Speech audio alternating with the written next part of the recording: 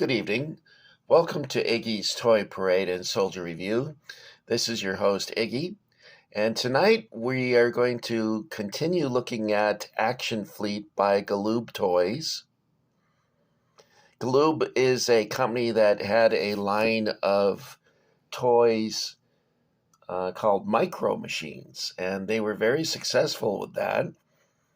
And they'd also done play sets for like Predator, Aliens, Indiana Jones, and so forth. Their Star Wars themed uh, Micro Machines were very successful, and it led to the creation of Galoob's Action Fleet. And Action Fleet is a series of vehicles that are larger in scale than the Micro Machines. You can see that. Well, let's see. There's my hand, so you can see they're not quite 172 scale, but they are larger than a Micro Machine, but far less than a Kenner or Hasbro vehicle. So what this video here is going to be essentially part 3, and the reason I had to divide the video into segments is because the vehicles there's just too many of them, and I couldn't get it into the frame of the picture without it becoming somewhat of a jumbled mess. And each vehicle became indistinguishable from the one next to it because they were all entangled. So here is part 3. I hope you guys like these. It's a fun set. It's part of my favorite Star Wars items because you can put it on a shelf, and it's not too big for that, and it gives you a chance to appreciate the models without it taking up too much room. So we'll start off with a chicken walker, which is affectionately termed the chicken walker, and that's this vehicle on the end here. Unfortunately, it became rather warped, the legs, while in storage, and does not stand independently. I had to lean it against the cardboard that you see in the background. He became a little pigeon-toed. I think you can see that a little bit there because the leg bowed out. But this is actually designated as an ATST, which I believe stands for Armored All-Terrain Scout Transport. Let me see if I can find it in my little booklet that they provided. This was always fun doing one-handed. There it is. Oh, that's interesting. In the pamphlet, they call it just simply a chicken walker. They don't give the definition of the acronym ATST, but I'm supposing it's all-terrain scout transport.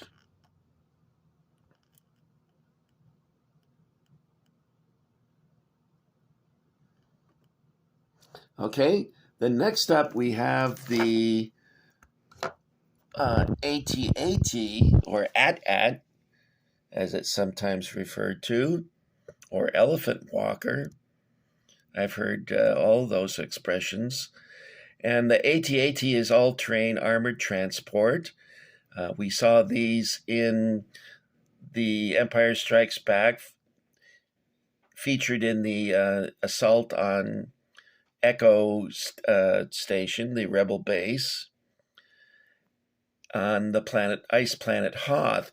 Now, you also, if you look closely at that movie, they also will show the chicken walker, or the ATST, very briefly in the scene, but you do see one. Of course, in Return of the Jedi, they focused on this vehicle much more, and then the AT-AT did have a scene where it walks up to the station where they have the deflector shield. And the side of the vehicle opens up and there's a ramp, and that's shown here. Now, I didn't know that this came like this. I just found this out tonight. I noticed that there was a piece of tape on it. Let's see if I can show you. I don't know if you can see it here. Well, yeah, there we go. You can just barely see the tape, and it was covering over this hatch. I took the tape off and opened it up, and I go, oh, look at that. That's like Return of the Jedi when Luke and Darth Vader come off of the AT-AT to enter the station. So there's the all-terrain armored transport. It was also used as a command vehicle for General Maximilian Veers, during the Battle of Hoth. The shuttle, I think I have to sneeze, guys. Here it comes. Oh my goodness. I'm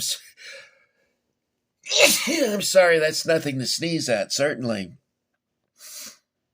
I get allergies at night because there's a whole bunch of cats that hang out on my porch. They're not technically strays. They're cats that were abandoned. People move away and they leave their cat out with the garbage. So I've been feeding them, but I'm highly allergic to them. So it's probably not a good idea for me to be doing that. But I always was a snotty-nosed kid, so maybe it's appropriate.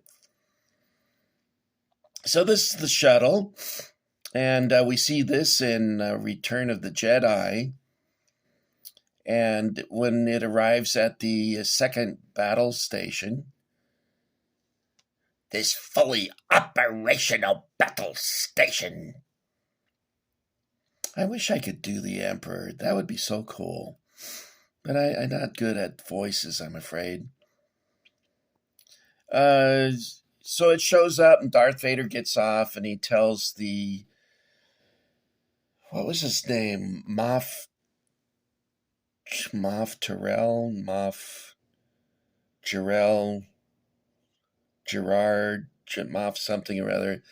He's not a Grand Moff like Tarkin was, but he's in charge of the battle station and therefore in charge of the construction. And Darth Vader comes to say, hey, look, you're taking too long. And he says, well, I need more men. And he said, you better redouble your efforts. And, well, actually, the Moff says that. What was his name? I'll think of it after I stop the video. It happens to me all the time. Anyway, there is another scene where the Emperor arrives on the shuttle. And what's cool about that is the ramp underneath here opens up, and the 6 royal guards come out. 3 stand on this side and 3 on this side. And then the Emperor is followed by Imperial dignitaries. And he meets up with Vader, and they walk, and there's all these stormtroopers lined up to greet him. It's a pretty awesome scene. I was very impressed by it anyway, even though it's done with a matte painting. Some of it was live, but most of it, the scene was done with a matte painting. And of course, here's another 8. The legs on this one is better. I think I can stand this one up without assistance. It's sort of wobbly though, but there it is.